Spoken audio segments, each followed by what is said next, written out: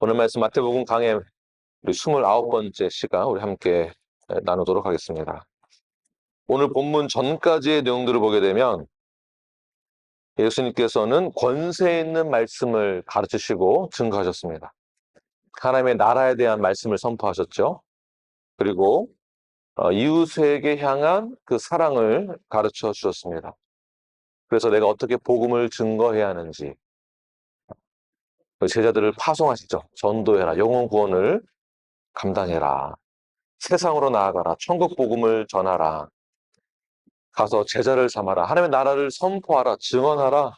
네, 그러한 제자도에 대해서 하나님의 나라에 대해서 증거하는 그러한 사역을 감당하라고 제자들을 파송하셨습니다.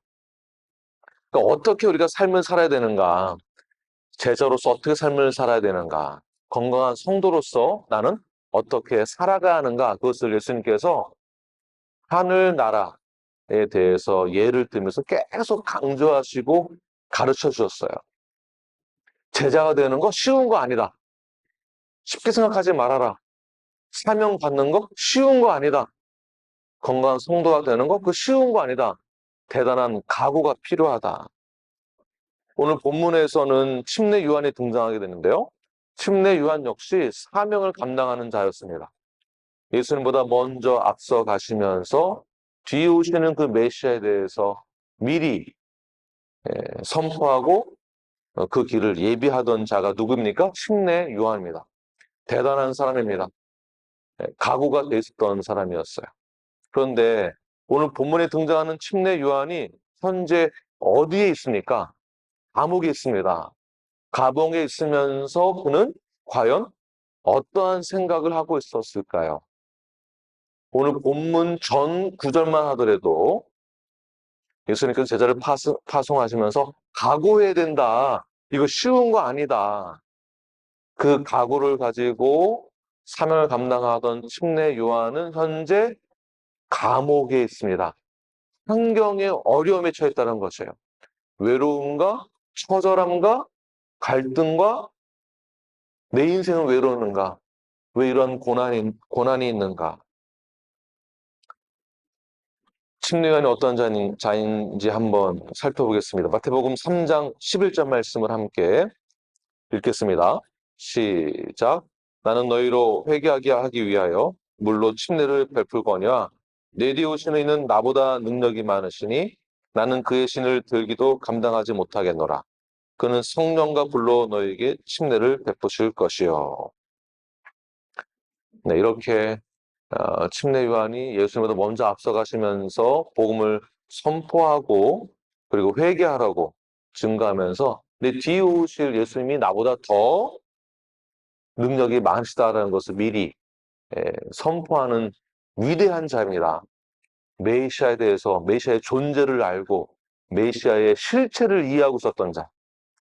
그러던 그가 헤롯 안디바에 의해서 옥에 갇히게 되고 그의 인생이 처절함을 경험하고 있었을 때에 어떠한 소식을 듣게 되었을까요? 예수님의 소식을 듣게 됩니다. 예수님이 어떻게 해서 이렇게 해서 복음을 전하시고 어떠한 내용으로 선포하시고 어떠한 기적 회적을 베푸시고 그것을 감옥에서 듣게 됩니다. 2절 3절 말씀을 함께 본문 말씀 읽겠습니다. 시작. 요한이 옥에서 그리스도께서 하신 일을 듣고 제자들을 보내어 예수께 여짜오되 오실 그이가 당신이 오니까 우리가 다른 일을 기다리오니까. 네, 잠시 2절 3절의 내용을 잠깐 보도록 하겠습니다. 결국 무슨 뜻이냐면 감옥에서 예수님 소식을 듣고 난 다음에 그의 제자들을 예수님에게 보내서 면담 요청을 한 것이죠. 당신이 진짜 메시아가 맞는지 우리 스승 침례 요한이 물어보라고 합니다.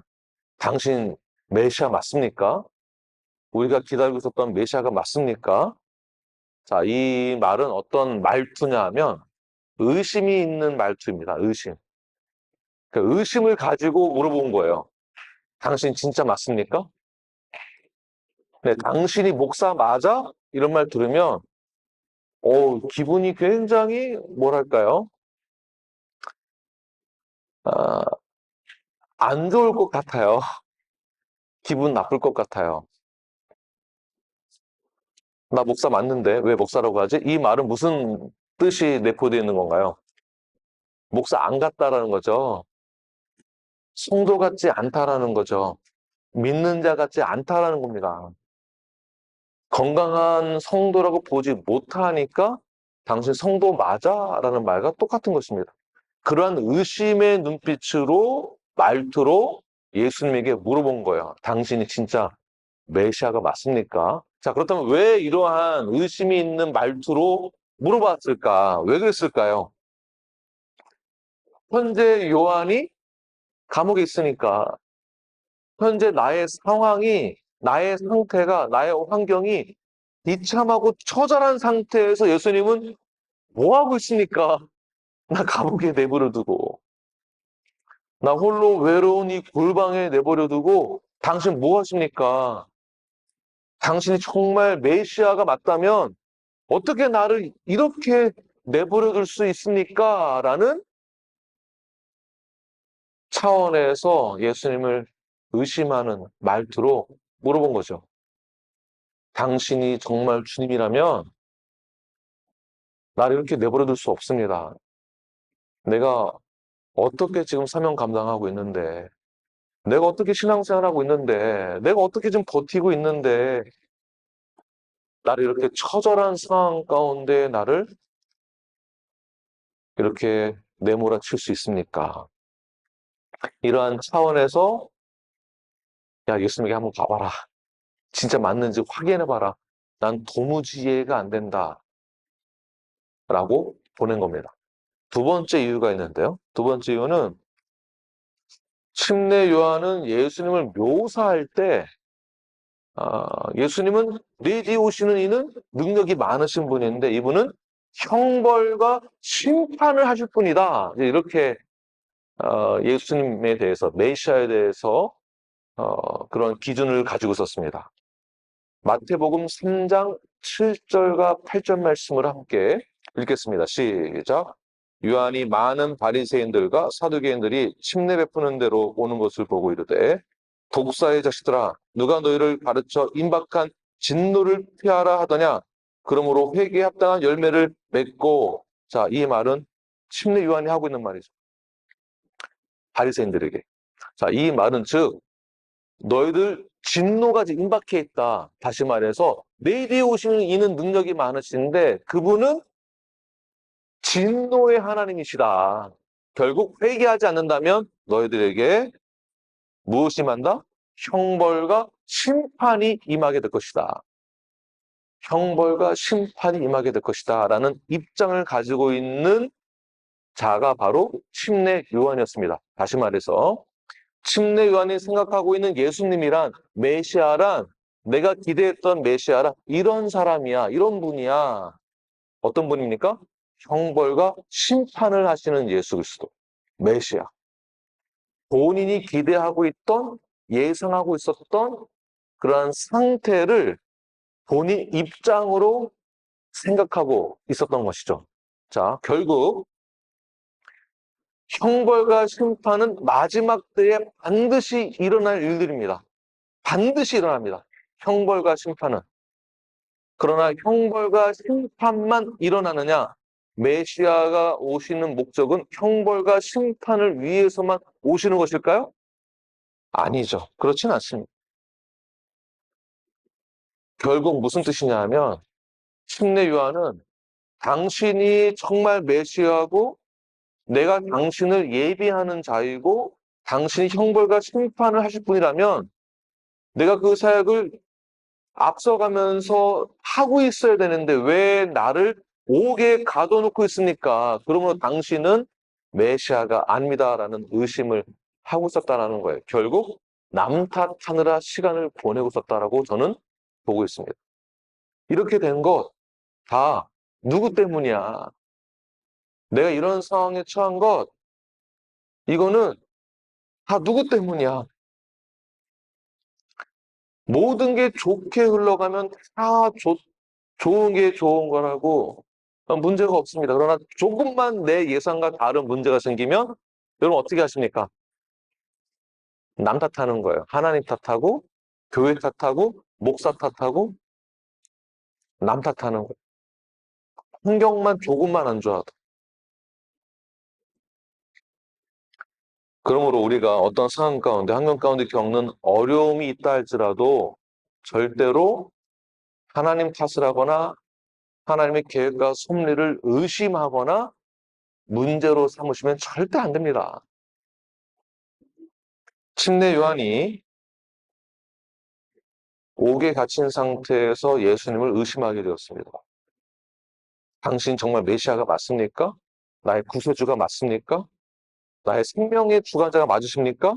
나의 왕의 왕이심이 맞습니까? 나에게 처절한 비참한 환경 때문에 우리는 때때로 주님을 의심하기도 합니다. 내가 가는 이 길이 맞나? 내가 정말 주님 믿고 있는 것은 맞나? 내가 사명을 감당하고 있는 건 맞나? 내가 구원받은 것은 맞나? 내가 정말 주님과 연합되어진 교회, 성도, 지체, 이것이 맞나? 때로는 의심하게 됩니다. 침례 요한이 의심을 하긴 했지만 그렇다고 침례 요한이 믿음이 없었던 것인가? 그렇지는 않겠죠. 그러니까 우리의 삶의 여정, 우리의 신앙 여정 가운데서 겪는 여러 가지 어려움이 있을 수 있습니다. 그리고 때로는 의심할 수도 있습니다. 그러나 이런 의심은 어떠한 의심이어야 될까요? 의심 자체가 부정적인 단어인데 부정적인 단어 앞에 수식어에 제가 다른 단어를 한번 넣어봤습니다. 긍정적인 의심. 긍정적인 의심, 다시 말해서 선한 의심, 선한 의도로 문제를 해결하기 위해서 주님을 붙드는 거예요. 주님, 정말 당신이 맞습니까? 내가 가는 이 길이 맞습니까? 정말 혼동스러운 것 중에 하나가 열심히 하고 있는데 내 예상대로 안 될 때가 정말 힘들어요. 열심히 하고 있는데, 지금 침례원이 열심히 하고 있는데 오게 있는 거거든요. 그러니까 예수님을 의심하는 거예요. 우리 뉴라이프도 열심히 하고 있는데 겪는 어려움이 나름대로 있습니다. 나름대로. 하나님 뭐 하시나? 하나님 뭐 하시나? 여러분들이 일상적인 삶 가운데에서 신앙 여정 가운데서 겪는 어려움이 있을 수 있습니다. 그때 어떠한 생각하십니까? 하나님 뭐 하시나? 왜 나를 이렇게 내버려 두시나? 나는 너무나 외롭고 쓸쓸하고 힘들고 어려운데 하나님은 뭐 하시나? 왜 그렇습니까? 내가 기대했던 거하고는 다르기 때문에 그렇습니다.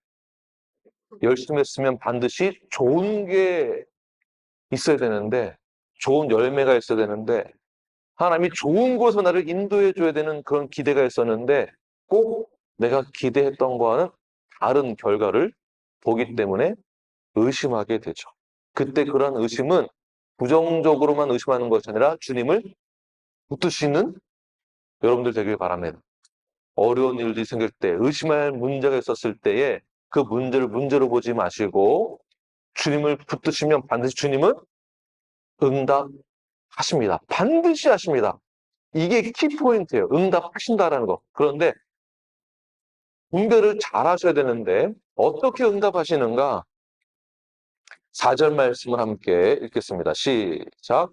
예수께서 대답하여 이르시되 너희가 가서 듣고 보는 것을 요한에게 알리되.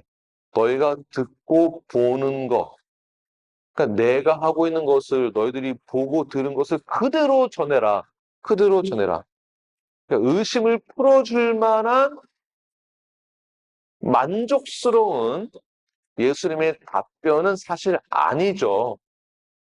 너희들이 보고 들은 것을 그대로 전해라. 사실 주님이 하고 계시는 모든 일들을 침례 요한이 다 듣고 알았을까요? 몰랐을까요? 이미 다 듣고 알고 있었습니다. 그런데 예수님이 또 뭐라고 말씀하시는 거죠? 내가 하고 있는 것을 너희들이 보고 들은 것을 그대로 전해라. 자, 이래서 분별이 중요한 거예요. 분별이 정말 중요한 것입니다. 이미 요한은 다 보고 듣고 알고 있었는데도 의심했다라는 거예요. 자, 보십시오. 여러분들 성경의 아주 구체적인 깊은 그런 인사이트나 내용들을 100%다 이해하지는 못하지만 그래도 성경에서 중요하다라고 말하는 것 여러분 다 알고는 계시죠. 그래서 제가 상담을 몇 번 하다 보면 목사님 제가 성경적으로 계속 예를 들어드리면 저희 다 알고는 있습니다. 알고는 있습니다. 말투가 이래요. 성경에서 그렇게 말하는 거 알고 있습니다. 성경 스토리 그거 알고 있습니다. 다윗이 그때 그랬던 거 저 알고 있어요. 그런데 실제로는 우리 상황이 그렇지 않잖아요. 어떻게 옛날에 있었던 그 사건을 현재 오늘날 똑같이 동일하게 적용할 수 있습니까? 저도 알고는 있어요. 다 이러한 수준의 대답들이에요. 이러한 반응이고요. 그래서 예수님께서 말씀하시는 거 바로 포인트 5절입니다. 5절. 내가 하고 있는 것, 내가 실천하고 있는 것, 내가 행하고 있는 것, 보고 들은 대로 전하라. 그렇다면 주님이 하고 있는 것이 무엇입니까? 5절 말씀 시작. 맹인이 보며 못 걷는 사람이 걸으며 나병 환자가 깨끗함을 받으며 못 듣는 자가 들으며 죽은 자가 살아나며 가난한 자에게 복음이 전파된다 하라. 네. 자, 예수님은 요한이 어떠한 입장에서 어떠한 마음으로 당신을 의심하고 있는지 예수님도 알고 있었을 거예요. 그렇다면 속 시원하게 문제를 해결해 주시면 되는데 안 그래도 의심하고 있는 부분을 예수님이 또 다시 한번 말씀하고 있는 거예요. 요한아, 지금 내가 하고 있는 이 사역이 너가 예상했던 것과 다르다라고 생각하고 있지? 너의 의심을 내가 풀어줄게 하면서 그가 의심하고 있는 거를 또 강조하고 얘기하고 있는 거예요. 두 번째, 요한은 기대하고 있던 예수님의 사역을 형벌과 심판으로 여겼습니다. 예수님이 메시아로 오셨다면 아니 이 바리새인들이 종교 지도자들이 이 세상 다 엎어버리고 바로 심판하셔야 되는데 형벌을 줘야 되는데 내 예상과 다른 일들이 벌어지니까 의심하는 것이죠. 그래서 예수님의 실제를 메시아의 실제 리얼리티를 의심했던 것입니다. 자, 그렇다고 지금 현재 예수님이 실행하고 있는 사역을 하고 있었던 베푸셨던 것들이 메시아의 실제의 증거는 아닌가? 그렇지 않죠.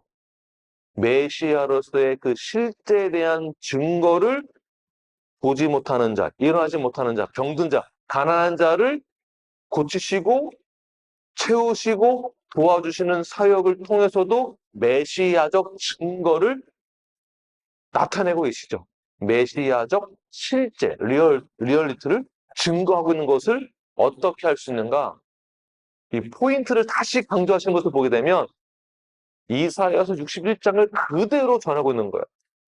이사야서 61장의 1절부터의 내용이 무엇이냐면 앞으로 오실 메시아의 예언이거든요. 메시아의 역사와 메시아의 그 사명이 있다. 그러니까 어떻게 메시아를 알 수 있는가? 그 사명과 역사를 이루고 있는 자를 보게 되면 그가 메시아다라는 것을 61장에서 말하고 있는 것이에요.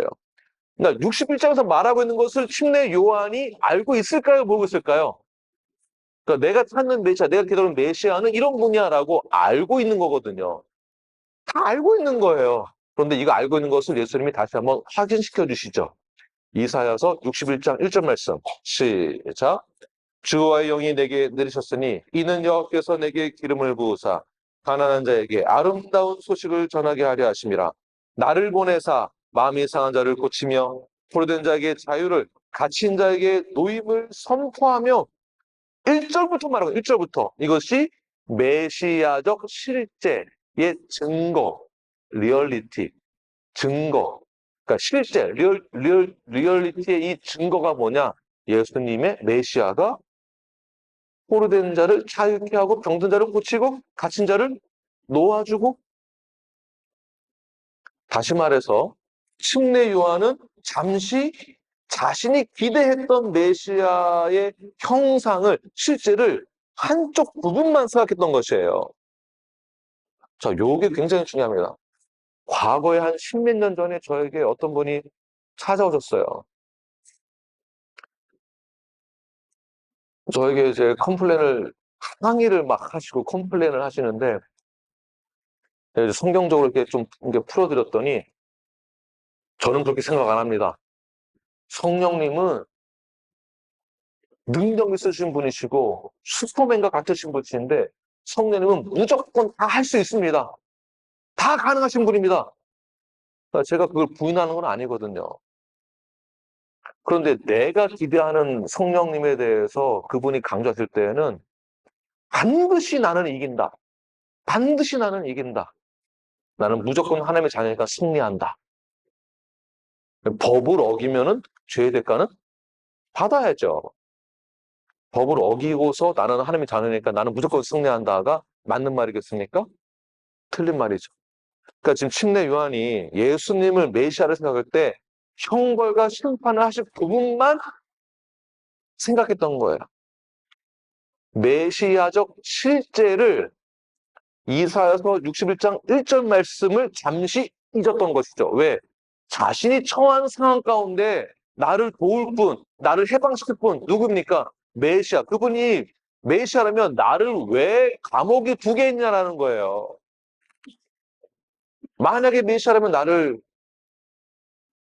감옥에서 나오게 해야지. 나의 기대와 다르니까 내가 원하는 메시아를 찾게 되는 것이죠. 내가 원하는 것을 이루게 해주실 분, 메시아. 그런 분은, 내가 생각하는 분은 없습니다. 메시아는 어떤 분이십니까? 성경에 나와 있는 대로. 다시 말해서 우리가 성경을 다 안다 하나님 누구신지 안다 하면서 실제로 우리는 예수님을 믿는 사람처럼 행동은 하지 않습니다. 그저 내가 기대하는 것만 가지려고 하죠. 내가 원하는 것만 찾고 구합니다. 왜 나의 기도 제목을 들어주지 않습니까? 왜 내가 원하는 걸 들어주지 않습니까? 그것은 내가 원하는 거죠. 하나님이 원하시는 것은 아닐 수도 있습니다.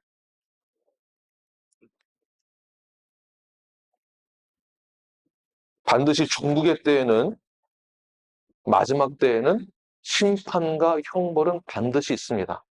그렇다고 해서 그것만이 메시아의 실제적 증거가 아니라, 메시아적 실제 증거는 마음이 상한 자를 고치고 포로된 자에게 자유함을, 갇힌 자에게 노임을 주는 것 또한 메시아적 실제의 증거다라고 보는 것이죠. 오늘 본문 5절 말씀을 다시 읽겠습니다. 시작. 맹인이 보며 못 걷는 사람이 걸으며 나병 환자가 깨끗함을 받으며 못 듣는 자가 들으며 죽은 자가 살아나며 가난한 자에게 복음이 전파된다 하라. 내가 싫어하는 사람, 내가 원치 않는 사람, 나를 공격하고 나에게 피해를 주는 사람에게는 복음과 자유와 용서와 사랑이 전해지는 것을 우리 인간적으로 원치 않습니다. 솔직히 하나님이 저 사람만큼은, 저 인간만큼은 용서와 사랑을 안 해줬으면 하는 바람이 우리 인간적으로 크죠. 지금 제가 말씀드린 거 이해되십니까? 내 입장에서는 내가 원하는 또 다른 열매를 내가 바라는 게 있다는 것이에요. 그러나 하나님 어떤 분이십니까? 내가 너를 용서한 것처럼 다른 이웃도 내가 용서할 것이며 사랑할 것이다 라는 것입니다. 그렇다고 해서 심판과 형벌이 없는 것은 아니다. 내 입장에서 내가 찾는 예수님, 내 환경에서 내가 원하는 것을 구하는 나의 기도 제목, 내 입장에서 생각하는 교회, 내 입장에서 생각하는 목사의 모습만 기대하지 마시고, 목사로서 성경적으로 실천해야 하며, 목사로서 성경적으로 목양해야 하며, 가르쳐야 할 그 사명에 대해서도 여러분들은 이해하고 계셔야 되는 동시에 성도로서도 동일하게 성도로서 나는 어떻게 살아가야 하는가. 내가 정말 믿는 자라면, 내가 구원받은 자라면 나는 예수 그리스도의 메시아적 실제의 증거를 나는 어떻게 보아야 하며 나는 어떻게 실천을 해야 하는가. 결국 여러분들이 메시아적 실제의 증거로서 나타나게 될 증거가 될 작은 예수와도 같은 것입니다. 그래서 크리스천이라고 하는 거 아니겠습니까? 여러분 어려우신가요? 옆 사람에게 이렇게 말씀하십시오. 당신이 메시아적 실제의 증거가 되십니다. 네, 옆 사람에게 말씀하십시오. 그러니까 내가 믿는다 하면서 내가 바라는 것만 하려고 하지 마시고 내 삶 자체가 메시아적 실제의 증거가 되어야 합니다. 침례 요한을 보면 아니 어떻게 이런 사람이 예수를 의심할 수가 있지? 그런 생각 하게 되잖아요. 그러나 때로는 우리가 여러 과정 가운데에서 의심할 여지를 갖기도 하죠. 그런 상황에 처하기도 합니다.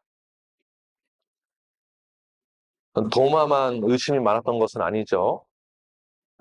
도마가 의심 많았던 것처럼 사실은 저희들도 의심이 많은 자들입니다.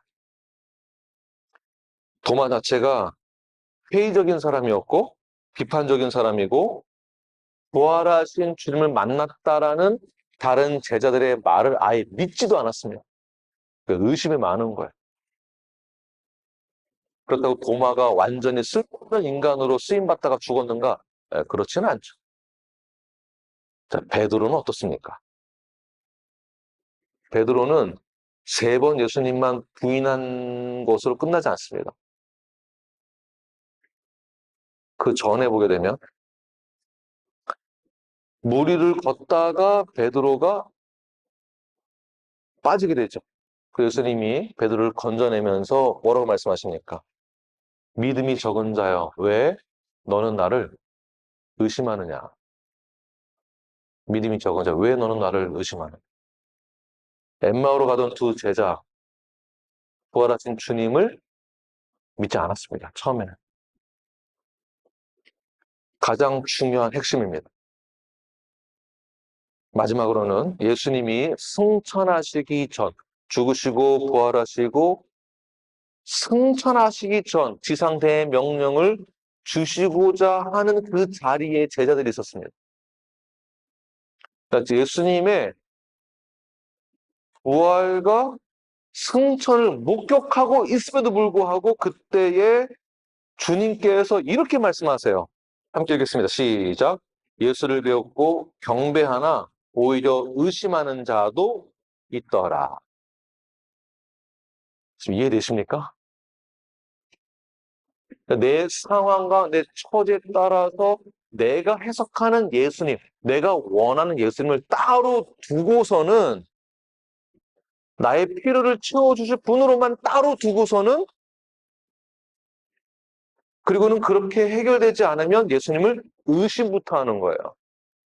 교회를 의심하고 목사를 의심하고 교회 공동체를 의심하고 이 자체가 주님을 의심하는 것과도 같은 것입니다. 결국엔.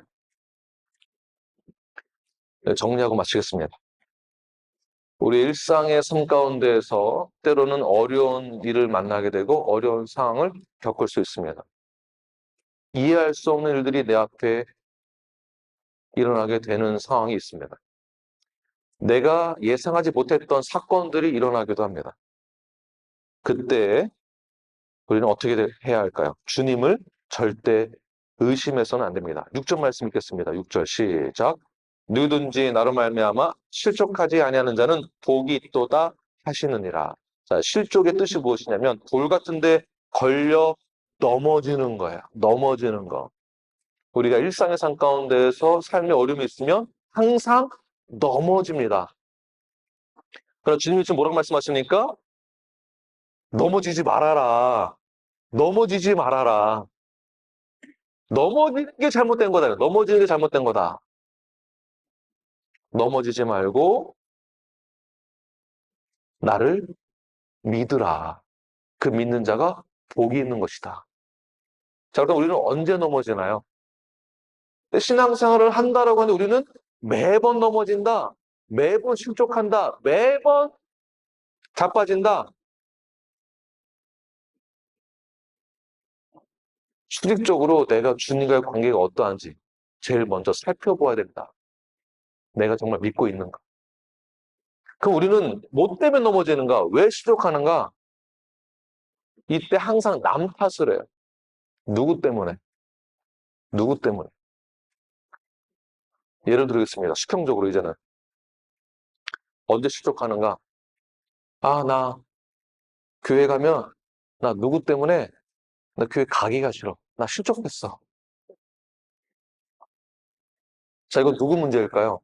나 그래서 교회 안 갈 거야. 나 제자훈련 안 갈 거야. 나 성경 공부 안 할 거야. 누구 때문에? 누구 때문에 하기 싫어. 이거 누구 문제인가요? 본인한테만 문제가 되는 겁니다. 본인한테만. 실족해 하는 자도 문제이지만 매번 실족한다? 매번 문제를 삼는다? 매번 나 교회 안 가. 나 목사님 때문에 안 가. 나 누구 때문에 안 가. 그거는 수직적으로는 내가 주님과의 관계를 먼저 점검해 봐야 하는 거지. 나 성경 다 알고 있어. 이 말은 침례 요한이 하고 있는 말과 똑같은 것입니다.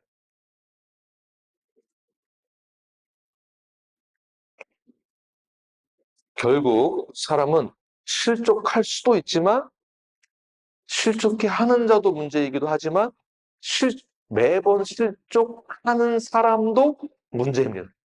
그래서 꼭 기억하십시오. 다른 사람 탓을 하지 마십시오. 예수님 탓으로 돌리지 마십시오.